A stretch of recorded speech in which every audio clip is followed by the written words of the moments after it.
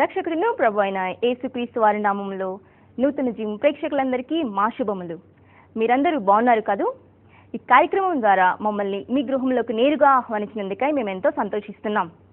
ఈ కార్యక్రమాలు మీకు ఎంతో ప్రోత్సాహకరంగా, మీ ఆధ్యాత్మిక జీవితాలకు ఎంతో మేలుకరంగా ఉన్నాయని మీరు రాస్తున్న లెటర్స్ పట్టియు, ఫోన్ కాల్స్ పట్టియు, అలాగే ఈమెయిల్స్ ద్వారాను మేము దేవుని స్తుతిస్తున్నాం.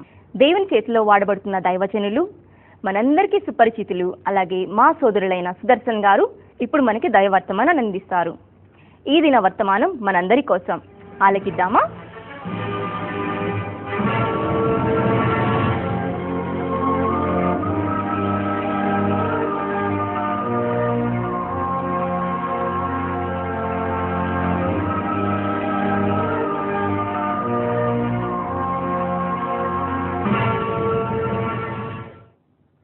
ప్రభునందు ప్రియమైన వారలారా, వాక్య ధ్యానం కోసం మీరు ఇంత శ్రద్ధగా సిద్ధంగా ఉన్నారు కాదు? చాలా సంతోషం. అత్యంత శ్రద్ధాభక్తులతో మన జీవితానికి ప్రభు ఇవ్వగోరుతున్న మాటల్ని శ్రద్ధగా నేర్చుకుందాం. గత వారం నుంచి మనం ధ్యానం చేస్తున్నాం అబ్రహాము పిల్లలు అనేది ఒక వాక్యాంశం. ఈరోజు ఈ అంశాన్ని శ్రద్ధాభక్తులతో కొనసాగింప చేద్దాం. ఇంతకుముందు మనం ధ్యానం చేసిన సందర్భంలో అబ్రహాము కుమార్తె అని నడుము వంగిపోయిన స్త్రీ గురించి ప్రభు చెప్పడానికి ఉన్న 3 విశేషాలు ధ్యానం చేశాం. ఇప్పుడు ఈ సహోదరి జీవితంలో ఏలాగున వంకరకు అపవాది చేసిన బంధకాన్ని ఏలాగున ఆమె విడుదల పొందినదో మనం ధ్యానం చేయబోతున్నాం. శ్రద్ధగా దేవుని మాటలు ఆలకిద్దాం. ఈ లేఖన భాగం, మనం ధ్యానం చేస్తున్న లేఖన భాగం లూకా సువార్త 13వ అధ్యాయం 10వ వచనం నుంచి మనం గమనిస్తే అక్కడ వ్రాసిన మాట ఏమిటంటే 11వ వచనంలో 18 ఏండ్ల నుంచి బలహీన పరచు దయ్యము పట్టిన ఒక స్త్రీ అచ్చట ఉండెను. తద్వారా ఆమెకి ఏం జరిగింది?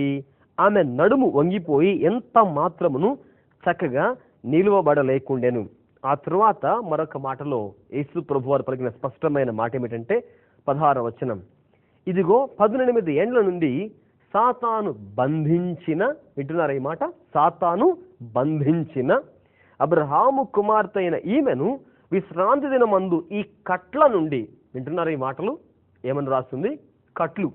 సాతానట ఈమెను బంధించి కట్లు కట్టేశారట. వినండి ఈ మాట. సాతాను బంధించిన ఈమెను విశ్రాంతి దినమందు ఈ కట్ల నుండి విడిపింప తగదా? ప్రభునందు ప్రేమైన వారలారా, 18 సంవత్సరాలుగా ఇంత వంగిపోయి అవమానము, నిరాశ, నిస్పృహ, సుఖము, సౌకర్యము లేకుండా జీవిస్తున్న ఈమె జీవితం ఇంత వ్యధాభరితంగా ఉండడానికి ప్రముఖమైన కారణం ఏమిటి అంటే, ఓ బలహీనపరచు దయ్యం ఈమెను పట్టివేసిందట. ఎప్పుడైతే ఈ బలహీనపరచు దయ్యం ఈమెను పట్టుకోవడం జరిగిందో, సాతాను అని ప్రభు చెప్పారు. సాతాను కొన్ని కట్లు, కొన్ని బంధకాలు, కొన్ని బాండేజెస్ ఈమెకు ఏర్పాటు చేశారట. ఎప్పుడైతే సాతాను కట్టిన కట్లు బలంగా ఈమె జీవితాన్ని బంధించాయో, గత 18 సంవత్సరాలుగా దేహంలో ప్రముఖమైన భాగం నడుము, వెన్నెముక.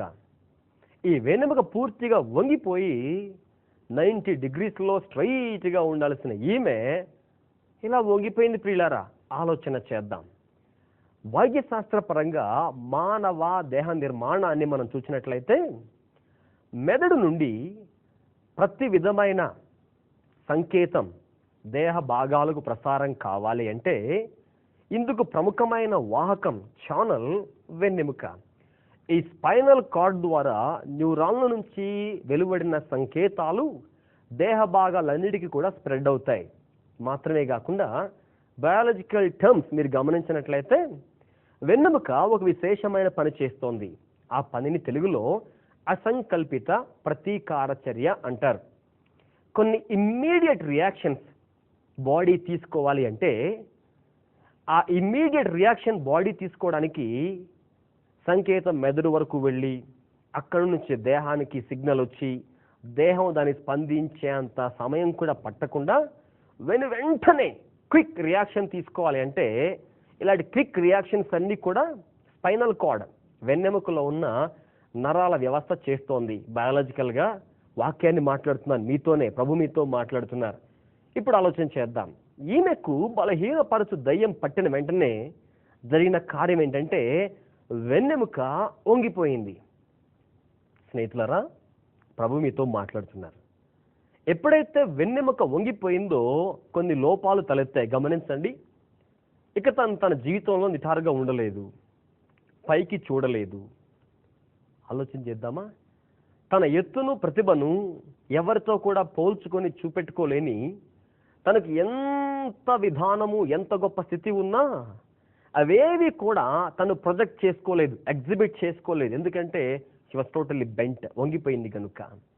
అలాగనే మన జీవితంలో నేటి వేగవంతమైన సమాజంలో చాలా సందర్భాల్లో క్విక్గా డెసిషన్స్ తీసుకోవాల్సిన అవసరం ఉంటుంది, త్వరగా నిర్ణయాలు చేసుకోవాల్సిన సమయం ఉంటుంది, క్విక్గా రెస్పాండ్ అవ్వాల్సిన సందర్భాలు ఉంటాయి, త్వరగా స్పందించాలి.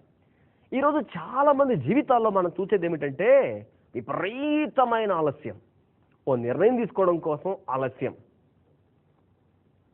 ఒక నిర్ణయానికి రావడానికి ఆలస్యం, ఒక ఆలోచనను నిర్ధారించుకోవడానికి ఆలస్యం. జీవితమే స్వల్పకాలం, అందులో మనం తీసుకోవాల్సిన నిర్ణయాలకు రోజులు సంవత్సరాలు గడిచిపోతూ ఉంటే ప్రియులారా, మీరే చెప్పండి, జీవితంలో నిర్ణయం తీసుకునేది ఎప్పుడు, దాన్ని అమలు జరిపేది ఎప్పుడు, తద్వారా వచ్చే ఫలితాన్ని అనుభవించి ఆనందించేది ఎప్పుడు? ఎస్, చాలా మంది జీవితాల్లో వారు కుటుంబ స్థాయిలో ఉన్నా, అవివాహితులుగా ఉన్నా, విద్యార్థులుగా ఉన్నా, ఉద్యోగ వ్యాపార సామాజిక ఆర్థిక లేక ఆధ్యాత్మిక రంగాల్లో ఉన్నా సరే నడుము ఉంగిపోయిన స్థితిలో ఉన్నారు. అసంకల్పిత ప్రతీకార చర్య అని బయాలజికల్ టర్మ్, మెడికల్ టర్మ్ ఒకటి ఉంది. ఇదేమిటంటే మనం ఒక్కొక్కసారి ఫర్ ఎగ్జాంపుల్ అకస్మాత్తుగా ఓ భయంకరమైన దృశ్యాన్ని చూచామనుకోండి, వెంటనే ఉలిక్కి పడతాం. మీరు వంటగదిలో వంట చేస్తున్నారు, అనాలోచనగా తలవని తలంపుగా వేడిగా ఉన్న గిన్నెకు మీ చేయాల తగిలిందనుకోండి, మీ మెదడు పనిచేసి రియాక్షన్ పంపే లోపే వెంటనే వేడి గిన్నెకు చేయి తగలంగానే బలంగా వెనక్కి లాగేసుకుంటారు, ఉలిక్కి పాటులాగా వెనక్కి లాగేసుకుంటారు. Yes, this is what biological term, అసంకల్పిత ప్రతీకార చర్య. ఏ సంకల్పం మెదడు నుంచి సిగ్నల్ రాకముందే వెంటనే మన బాడీ రెస్పాండ్ అయిపోయి కాలుతూ ఉన్న గిన్నె మీద ఇంకా చేయి ఎక్కువసేపడకుండా వెంటనే బయటికి లాగేస్తాం బయటికి. జీవితంలో అకస్మాత్తుగా ఎదురయ్యే అనేక ఆపదల నుంచి మనం తప్పించబడ్డానికి వెంటనే చాలా క్విక్గా సెకండ్లో 10వ వంతు కంటే వేగంగా రెస్పాండ్ కావడానికి మన వెన్నెముకలో దేవుడు బయాలజికల్గా నిర్మాణం చేసిన వ్యవస్థ అసంకల్పిత ప్రతీకార చర్య లాంటి వ్యవస్థ ప్రియులారా. ఈమె జీవితంలో అలాంటి వెన్నెముక వంగిపోయింది. 18 సంవత్సరాలుగా ఏ నిర్ణయం తీసుకోవాలన్న ఆలస్యమే, ఈ లోపు నష్టం జరిగిపోతూ ఉంటుంది. ఏ మాట మాట్లాడదామన్న ఆలస్యమే, ఈ లోపు ఆ పనులన్నీ పెండింగ్ అయిపోతాయి. ఈ రోజు ఈ వాక్యాన్ని వింటున్న మీ జీవితాల్లో ఎంతమంది కుటుంబాలు సరైన నిర్ణయం తీసుకోలేక, సరైన సమయానికి స్పందించలేక, సరైన మాట మాట్లాడలేక, సరైన ఆలోచన చేయలేక, సరైన నిర్ణయాలు తీసుకోక జీవితాలు ఎంతగా వేసాగిపోయి వంగిపోయా ప్రియులారా. ఏమిటి కారణం? ఎక్కడో పట్టాయి బలహీనపరచు ఆత్మలు. వినండి శ్రద్ధగా ఈ మాటల్ని. నీవు మాట్లాడిన బలహీనమైన మాట నిన్నెవరికో పట్టించి వేసింది. యవనస్తులారా, నీవు చేసిన ఒక బలహీనమైన ఆలోచన నిన్నెవరికో దొరికేలా చేసింది. ఒక బలహీనమైన క్షణంలో నువ్వు చేసిన పాపం నీ జీవితాన్ని భయంకరమైన వ్యాధికి పట్టించింది. నేటి సమాజంలో అనేక మంది జీవితాల్లో ఈ క్విక్ రియాక్షన్, క్విక్ రెస్పాండ్ లేదు పిల్లారా. ఏమైంది? ఏదో కొన్ని బలహీనతలు వారిని పట్టున్నాయి. నోటి మాటల్లో బలహీనత, చూపుల్లో బలహీనత, చేష్టల్లో బలహీనత, ప్రవర్తనలో బలహీనత, నైతికంగా బలహీనత, చివరికి ఆత్మీయంగా బలహీనత, దేహపరమైన బలహీనతలు ఏమయ్యాయి? ఇవన్నీ కలిసి మానవ జీవితాన్ని వంచేశాయి. ప్రభునందు ప్రియమైన వాళ్ళారా, ఈరోజు ఈ సందేశాన్ని ఆలకిస్తుండగా మీరు వంగిపోవడానికి కారణం, మీరు తలదించుకోవడానికి కారణం, మీరు నోరెత్తలేకపోవడానికి కారణం, అనేక మంది ముందు ధైర్యంగా నిలదొక్కుకోవలసిన నీవు పతనం కావడానికి, వంగిపోవడానికి, క్రింద చూచేవాడిగా ఉండడానికి ఏమిటి కారణం? ఏదో బలహీనత. ఈరోజు పరిశుద్ధాత్మ దేవుడు మీతో నేరుగా మాట్లాడుతున్నా. పిల్లరా, మన వీక్నెస్ని ఎవరైనా చూచారంటే చాలా బాగా ఏడిపిస్తారు. చాలా బాగా హేళన చేస్తారు, చాలా దయనీయంగా మాట్లాడేస్తారు. కానీ ఏ బలహీనపరచు దయ్యం, ఏ బలహీనపరచు ఆత్మ, ఏ బలహీనపరచు వ్యసనం, ఏ బలహీనపరచు అలవాటు, ఏ బలహీనపరచు చెడు అలవాటు మన జీవితాన్ని బలహీనం చేసి చేసి చేసి మనల్ని వంచేసాయో, అటువంటి మన బలహీనతను చూచి మనకు సహాయం చేసేవాడు ఒక్కడున్నాడు. దేవునికి స్తోత్రం కలుగును గాక. రోమీయులకు రాసిన పత్రిక 8వ అధ్యాయం 26వ వచనాన్ని మీరు శ్రద్ధగా చదివితే, రోమా 8:26, అటువలే ఆత్మయు మన బలహీనతను చూచి మనకు సహాయము చేయుచున్నాడు. దేవునికి స్తోత్రం కలుగును గాక. ప్రభునందు ప్రియమైన వారలారా, మీరు ఏ వయసులో ఉన్నవారైనా, ఏ స్థాయిలో ఉన్నవారైనా, ఏ సామాజిక వర్గానికి చెందిన వారైనా, మీ బలహీనతను చూచి మీకు సహాయం చేసేవాడు కూడా ఉన్నాడు. మీ వేదన చూచి మీకు సహాయం చేసేవాడు కూడా ఉన్నాడు. ఆయన పేరే పరిశుద్ధాత్మ దేవుడు. బలహీనపరచు దయ్యం ఈమె జీవితాన్ని తలెత్తకుండా చేస్తోంది. బలహీనపరచు దయ్యం ఎప్పుడు భవిష్యత్తులోకి చూడనివ్వదు, గతాన్నే చూస్తూ గతాన్నే మాట్లాడుతోంది. బలహీనపరచు దయ్యం ముందుకు వెళ్ళనివ్వదు, వెనకే లాగేస్తూ ఉంటుంది. బలహీనపరచు దయ్యము చేత పట్టబడ్డ ఈమెను అపవాదట కొన్ని కట్ల చేత కట్టి బంధించేశారట. పాడకుండా నోటిని కట్టి వేస్తాడు, పరిచర్య చేయకుండా చేతులు కట్టి వేస్తాడు, దేవునికి ఇవ్వకుండా మనసు కట్టి వేస్తాడు, ప్రార్థనకు వెళ్లకుండా కాళ్ళు కట్టి వేస్తాడు, మోకరించకుండా మోకాళ్ళు కట్టి వేస్తాడు, వాక్యాన్ని చదవకుండా నీ చేతుల్ని కళ్ళని కట్టి వేస్తాడు. అయ్యో ఎంత విచారం! ఈ రోజుల్లో చాలా మంది దయ్యాలు పట్టడం అనే మాట, గాలి ధూళి అనే మాట అదేదో ఎక్కడో అనుకుంటారు. కాదు ప్రియులారా, అదేమంత విశేషమైన కార్యం కాదు. యేసు నామములో ప్రతి దురాత్మ వంగాల్సిందే. విచిత్రం ఏంటంటే, ఈరోజు నిన్ను వాక్యం చదువుకోకుండా చేస్తోంది ఎవరు? ఈరోజు నీవు ప్రార్థన చేయకుండా ఉన్నావే, దానికి కారణం ఎవరు? ఏదో బలహీనపరచు ఆత్మ నిన్ను కట్టేసింది అంతే. నువ్వు చదవలేకపోతున్నావు వాక్యాన్ని. ఏదో బలహీనపరచు ఆత్మ అపవాదికి నిన్ను దాసోహం చేయగా అపవాది నీ నోరు కట్టేశాడు. ఇంకంతే, నువ్వు పాటలు పాడడం మానేశావు, దేని యొక్క వాక్యం చెప్పడం మానేశావు, వాక్యాన్ని బహిరంగ చదవడానికి మానేశావు. ఎవరికో దయ్యాలు పడతాయి, మేము చాలా పరిశుద్ధులము అనుకుంటున్నావేమో. ప్రియులారా, ఎక్కడ అపవాదిని కట్లు కట్టాడో ఈరోజు పరిశుద్ధాత్మ దేవుడు నీతో మాట్లాడుతూ ఉండగానే దేవుని సాకునిగా మనం చేస్తున్నాం. అబ్రహాము కుమార్తెవైన నీవు, అబ్రహాము పిల్లలైన మీరు ఏ కట్ల చేత బంధించబడి ఉన్నారో, యేసు అందుబాటులో ఉండగానే, వాక్యం మీతో మాట్లాడుతూ ఉండగానే, దేవుని కృపా సమృద్ధి దేవుని సాగుకునిగా నూతన జీవం అనే ప్రోగ్రాం ద్వారా మీలోకి ప్రవహిస్తూ ఉండగానే ప్రతి బంధకం, ప్రతి కట్టు యేసు తెంచివేసి మీకు విడుదలిచ్చేవాడై ఉన్నాడు. దానికి ముందుగా మనం గుర్తెరగాలి. ఏమని గుర్తెరగాలి? అయ్యో నా చేతులు కట్టబడి ఉన్నాయని నీకు తెలియాలి. అయ్యో నా కాళ్ళు కట్టబడి ఉన్నాయని తెలియాలి.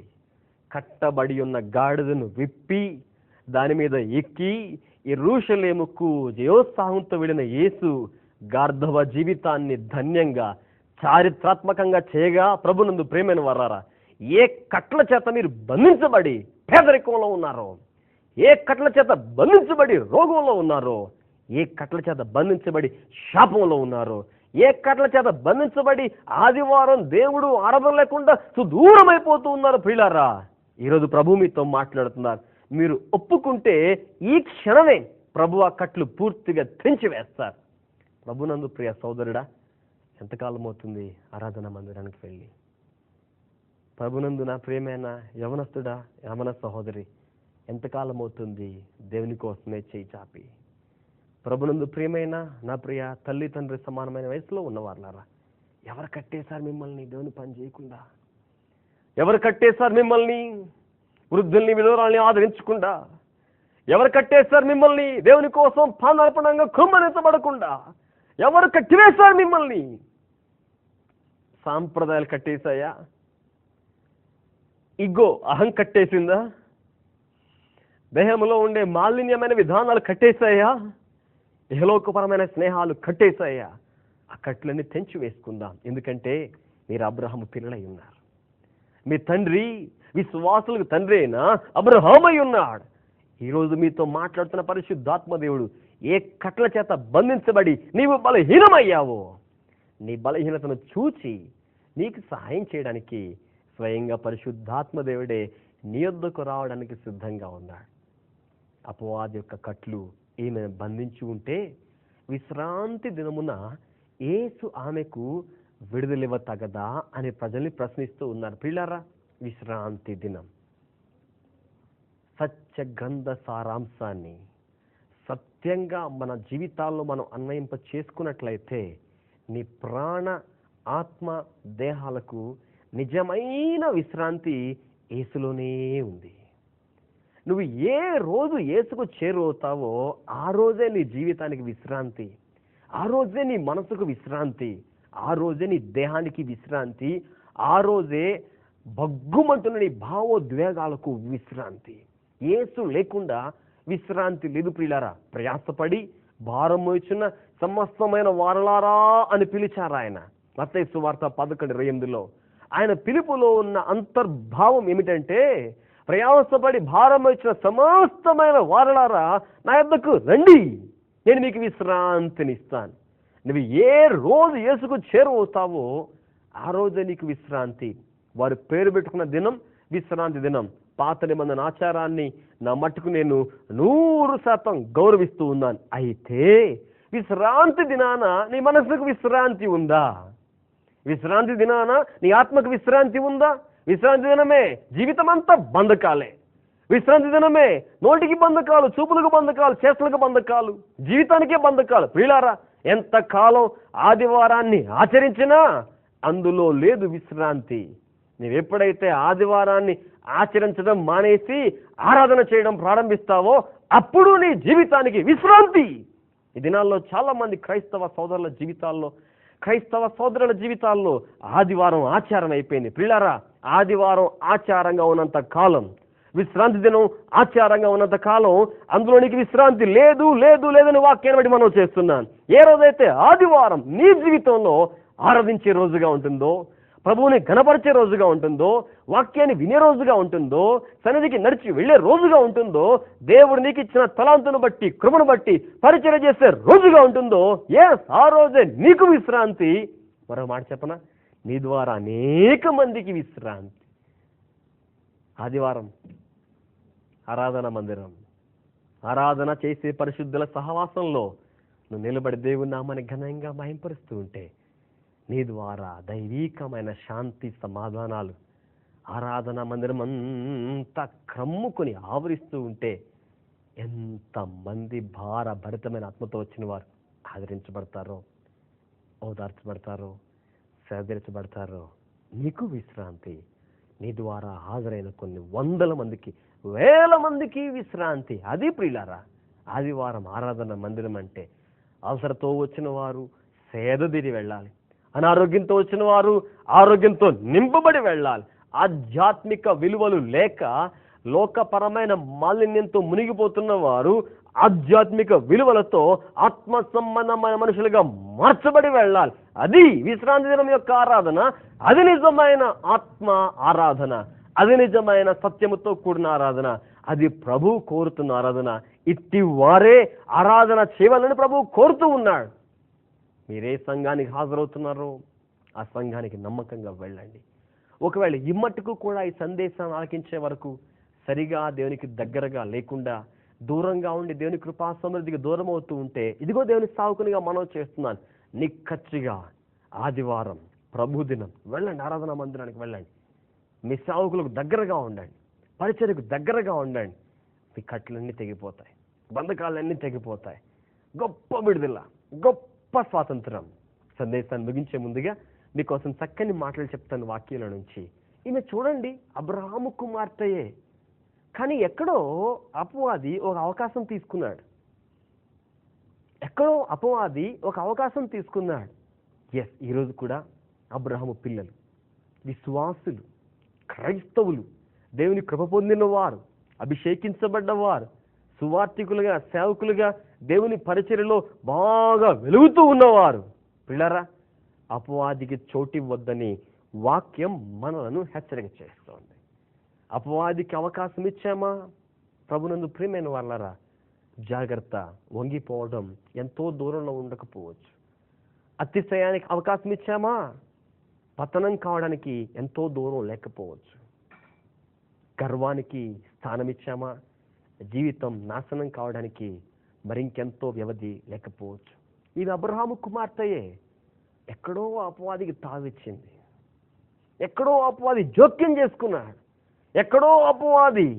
యోహాను సువార్త 10:10 ప్రకారం దొంగతనమును హత్యను నాశనము చేయుటకును వచ్చును. ఎక్కడో అవకాశం ఇచ్చింది అపవాదికి. అపవాది ఎక్కడో అవకాశం దొరికించుకున్నాడు. ఆ రోజు నుండి 18 సంవత్సరాలు ప్రియులారా, అయ్యో సుదీర్ఘకాలం, 18 years, 18 సంవత్సరాలు సుదీర్ఘకాలం బాధపడుతూనే ఉంది, వేదన పడుతూనే ఉంది, అవమానం పాలవుతూనే ఉంది, బంధకాల్లోనే ఉంది. మీ జీవితంలో కూడా మీరు ఎప్పుడు అపవాదికి అవకాశం ఇస్తారో ప్రియులారా, జ్ఞాపకం పెట్టుకోండి. దాని పర్యవసానంగా సుదీర్ఘకాలం మీరు బాధపడాల్సి వస్తుందేమో. నాకు అనేక మంది సోదరులు, అనేక మంది సమస్యల్లో ఉన్నవాళ్ళు తరచుగా ఎన్నో ఉత్తరాలు రాస్తూ ఉంటారు ప్రియులారా. చాలా సందర్భాల్లో అవి చదువుతూ ప్రార్థన చేస్తున్నప్పుడు పూర్తిగా నేను కూడా కన్నీళ్ల పర్యంతం అయిపోతాను. సోదరుడా, అన్నా ఒక్కసారి అపవాదికి అవకాశం ఇచ్చానన్నా, నా జీవితం భయంకరమైన రోగంతో ఇప్పుడు పీడించబడుతుందన్నా, నా కోసం ప్రార్థన చేయండి అన్నా. ఎక్కడో అపవాదికి చిన్న అవకాశం, అపవాదికి వేలు పెట్టే అవకాశం, అపవాది వచ్చి వేలు పెట్టే చిన్న అవకాశం అపవాదికి ఇచ్చి ప్రియులారా, అనేక మంది జీవితాలు ఈరోజు బాధల్లో బంధకాల్లో ఉన్నాయి. అబ్రహాము కుమార్తెవైతే, అబ్రహాము బిడ్డవైతే అపవాదికి నీలో అవకాశం దొరకకుండా ఉండడానికి పరిశుద్ధాత్మ దేవుడు నీకు సహాయం చేస్తారు. ఒక్కసారి ఇచ్చింది అపవాదికి అవకాశం. 18 సంవత్సరాలు భయంకరమైన వేదనతో తన జీవితం ఎంతో అల్లాడిపోయింది ప్రియులారా. కానీ సువార్త ఏమిటంటే ఆమె జీవితాన్ని యేసు దృష్టించారు. దేవునికి మహిమ కలుగును గాక. ఆమె జీవితాన్ని యేసు దృష్టించారు. ఈరోజు మిమ్మల్ని కూడా యేసు చూస్తున్నారు. గతంలో ఎప్పుడు అపవాదికి అవకాశం ఇచ్చారో ఈరోజు మాత్రం మిమ్మల్ని యేసు చూస్తున్నారు. మీ మొర వింటున్నారు, మీ బాధ గమనిస్తున్నారు, మీ వేదన ఆలోచన చేస్తున్నారు. అయ్యో అబ్రహాము కుమార్తెయే, అయ్యో అబ్రహాము కుమార్తెయే, ఓ చిన్న అవకాశం ఇచ్చి 18 సంవత్సరాలుగా బాధపడుతోంది. చూచాడు యేసు ఆమెని. చూచి ఆయన ఏం చేశారంటే పిలిచి ఆమెతో మాట్లాడి, నాకు బాగా ఇష్టమైన మాట హస్త నిక్షేపణ, ఆమె మీద తన చేతులు ఉంచాడు. దేనికి స్తోత్రం కలుగును గాక. అవును ప్రియులారా, అబ్రహాము బిడ్డల మీదకు దేవుని చెయ్యి రానంత వరకు, వినండి, అబ్రహాము బిడ్డలు దేవుని చేతి క్రిందకు రానంత వరకు 18 కాదు 36 సంవత్సరాలైనా బాధపడుతూనే ఉంటారు. ఈరోజు మీరు అబ్రహాము పిల్లలే, కానీ దేవుని చేతి కిందకు రాలేదు. అందుకే వేదన, బాధ, వ్యసనాలు, వంగిపోయిన జీవితం. యవనస్తులారా, ప్రభు మీతో మాట్లాడలేదా? యవన సహోదరి, ప్రభు నీతో నేరుగా మాట్లాడలేదు. ఒక్కసారి ఆలోచించయ్యమ్మా, నువ్వు అబ్రహాము కుమార్తెవే. ఎక్కడుంది తేడా? ఇంకా ఆయన చేతుల క్రిందకు నువ్వు రాలేదు. నీ కుటుంబం ఆయన చేతుల క్రిందకు రావాలి. నీ సంఘం, సేవ, పరిచర్య ఆయన చేతుల క్రిందకు రావాలి. నీ యవ్వన జీవితం, అబ్రహాము బిడ్డవైన నీ జీవితం దేవుని చేతుల క్రిందకి రావాలి. అందుకే నేను సాకునిగా మీకోసం నేను ప్రార్థన చేస్తాను. ఏ రోజు మనం దేవుని చేతుల్లోకి వస్తాం ప్రియులారా? గాయపడ్డ దేవుని హస్తాలు ముదిమి వస్తు వరకు నేను ఎత్తుకుని వాడను నేనే అన్నాడు ఆయన. చూడుము, నా అరచేతుల్లో నిన్ను చెక్కి ఉన్నాను అన్నాడు ఆయన. ఆమె మీదైతే చేతులుంచానని బైబిల్ చెప్తోంది. నిన్నైతే తన చేతుల్లోనే చెక్కుకున్నవాడు ఆయన. ఆమె మీదైతే తన చేతులుంచాడు, కానీ నిన్నైతే ముదిమి వచ్చు వరకు ఎత్తుకుని వాడును నేనే అన్నారు ఆయన. ఆమె మీదైతే చేతులు మాత్రం ఉంచారు, కానీ నిన్ను చూసి ఆయన ఏమన్నారో తెలుసా ప్రియులారా? నీ కుటుంబాన్ని చూసి యేసయ్య ఏమన్నారో తెలుసా? చాప నేరక ఎండినట్లు నా హస్తము కురుచకాలేదన్నారు ఆయన. దేవునికి స్తోత్రం కలుగును గాక. రండి, ఇప్పుడే ఆ దేవుని క్రిందకు వచ్చేద్దాం, ఆ దేవుని చేతుల్లోకి వచ్చేద్దాం. అబ్రహాము కుమార్తెవైన నీవు ఆయన